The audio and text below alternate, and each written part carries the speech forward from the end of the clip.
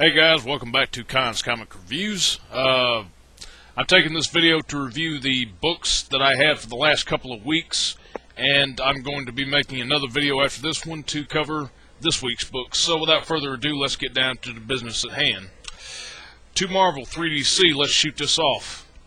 I'm going to cover the DCs first, and let's say, not kidding, I read all 3 of these books in 15 minutes. Quick reads.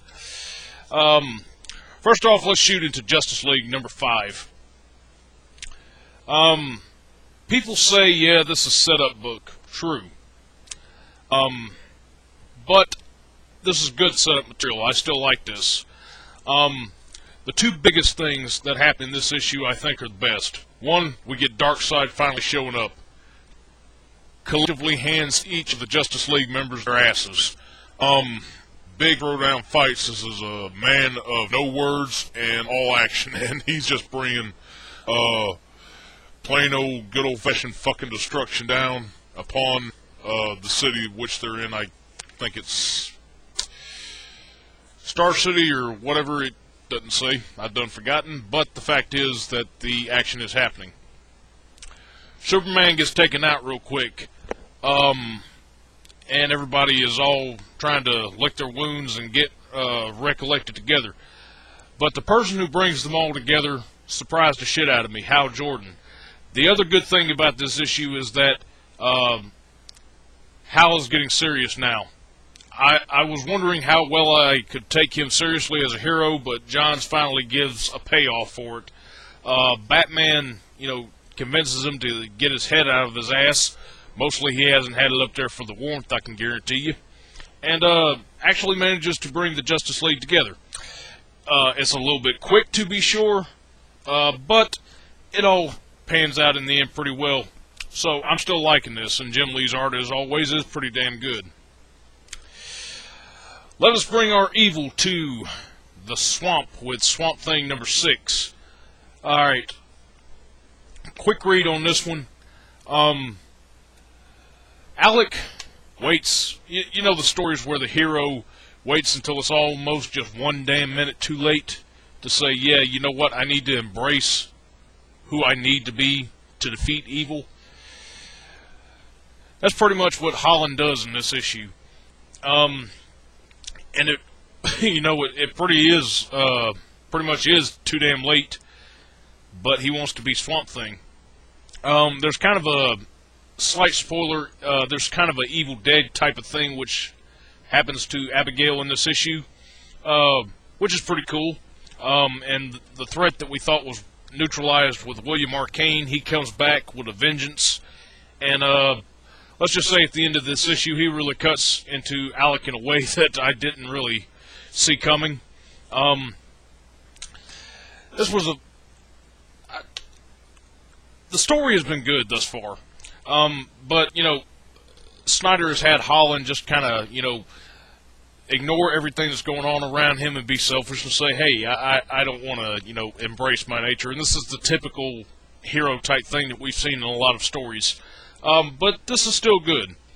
With the way this has gone so far, I feel like we're going to get an anticlimactic ending to at least this first story arc. I know the Right's not going to be entirely defeated because we still have a big old crossover which is supposed to go on between this and Animal Man, which I haven't read, by the way.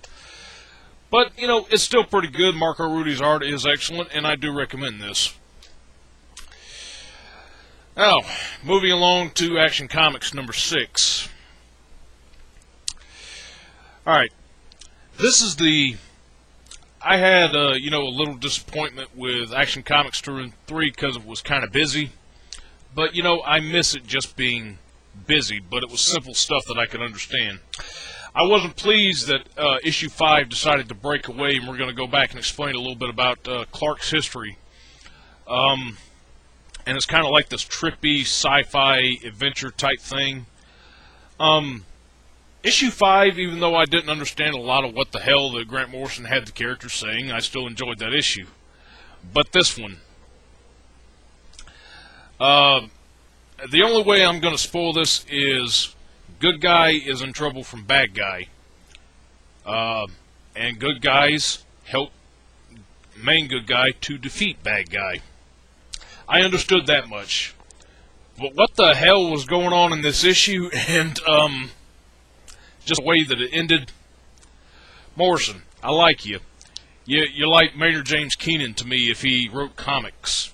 You got some good stuff with the Batman run and All-Star Superman, but, man, if he ever takes a story and writes it to where it's that far above my head again, I will drop this book like a hot potato. I'm not kidding. I enjoy my stories. I enjoy a little bit of intellectualism in them, but if it's so far out left to where I can't understand it, I'm not going to be pursuing that book anymore. So I'm still going to hang on, and hopefully when we get back to the actual story that we started out with, maybe things will pan out, but knock on wood. Anyways, moving on to Marvel, we have Uncanny X-Men number 6. And I'm going to say art-wise, Greg Land, it's still pretty much the same thing that he was doing, but he did improve in this issue because not everybody is smiling like they're taking pictures on the red carpet at an awards ceremony. Alright, so we got this Joker called the Immortal Man who shows up and just straight out battles the X-Men in Tabula Rasa. The thing that's going on here, I opened up this issue. I had to reread issue 4 after I got a couple of pages into this, and then I sat down and reread this one after that. Because we're just all of a fucking sudden thrust off into action. That's not bad. This majority of this issue is action all the way, and then we get kind of a backstory from this character called the Apex, which we are introduced to. Like, when issue 4 ended, Psylocke and Magneto facing off against this guy, I understood. You know, that was the cliffhanger. But then, you know, all of a sudden, Magic and Colossus are overtaken by all of the flora and the fauna within the bubble with it, with the time that's going on really fast in the 65 million years that have passed in this little bubble. This is all back from Uncanny X-Force, by the way. The action is good, but, you know, that good little character development, Colossus and Magic, was just a teaser. You know, everybody's kind of overshadowed here. This is mostly action-oriented, and then we kind of end with a cliffhanger, which tells a backstory from the Apex. Yeah. Action-wise, it's good. I said that Greg Land's art had improved because he wasn't making everybody smile anymore, but here's the problem. Land's art has always been exaggerating and making everything as beautiful as possible, especially with the female anatomy. But, man, like, the way that he drew Psylocke in this issue with the ass shots and the tit shots, I mean, she's not naked, but just the emphasis that he puts on her anatomy, I was surprised at. Which, you know, as a guy, I'm not really too disappointed with it, but at the same time, in a critical sense of the story and the aesthetics of the art, I just didn't feel like it needed to be that exaggerated. But overall, for an action-oriented intermediary issue, it's good.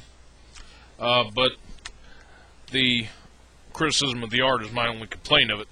But let's get down to the best that I have out of this. Part 1 of the Circle of 4 in Venom issue 13. I was trying to figure out, and pardon the pun, where the hell were we going with this story? Well, I got my frickin' answer. Alright, so we're bringing 4 random characters together. Venom, this is his book, I can understand. Red Hulk was told by Captain America to chase down Venom. I can understand that. X-23, makes sense why she's in this, and then we get the new Ghost Rider named Alejandra. Mind you, I'm not familiar because I didn't read the Ghost Rider title just because it didn't appeal to me and I didn't hear a lot of good things about it. But when Remender got his hands on this, he did damn good with it. So, like, Blackheart is tricking, well, mainly it's Alejandra that he's tricking into activating a Hellgate in the middle of Las Vegas. And everybody just, by circumstance, winds up coming together. Johnny Blaze is in this issue, and they're sort of coming together. Now, it started out when we saw Blackheart in this issue, he's in human form. And I was kind of wondering if he wasn't the same kid Blackheart from the Hell's on Fire miniseries from a couple of years ago. But, you know, continuity hasn't always, or like, straight continuing continuity has not always been one of the Ghost Rider's strongest points as the books have been written throughout the years. But, you know, the fact is I started being pissed off that he had a human form, but then once the Hellgate activated, which you know it is going to, because, let's face it, what kind of fun is it going to be if everything goes the right way and nothing bad happens? We finally get him reverted back to his original form, and I was so fucking happy to see him back in his true form. Really, for an issue of Venom, a lot goes on in here, but when Remender was writing all four of these characters at once, this was damn good. I do highly, highly recommend this issue. It's fantastic. The man is continuing to do good. And I was so impressed by what he did with the Ghost Rider. Let's face it, you know, it's kind of...